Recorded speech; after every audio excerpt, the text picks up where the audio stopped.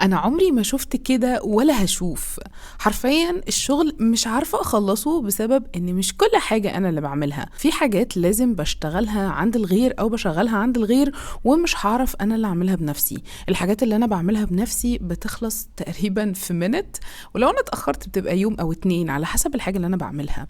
للأسف ده سبب العطلة اللي أنا فيها دلوقتي والمفروض إن أنا أبدأ أول خطوة وللأسف مش عاوزين يخلصوها في المطبعة، فقلت لنفسي مش هفضل واقفة مكاني وهبدأ على الأقل في الخطوة التانية واجيب الباكجينج، وفعلا جبت الأكياس اللي هحط فيها التودو ليست.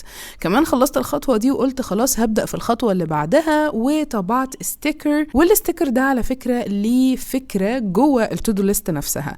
حرفيا أنا واقفة على التودو ليست نفسها بحاول أبرر وأحط أعذار، بس بجد أنا متضايقة جدا جدا جدا، بحاول أطلع ضيقتي ديت في إن أنا أشتغل وأنسى اللي مضايقني. لو انتوا مكاني هتعملوا إيه؟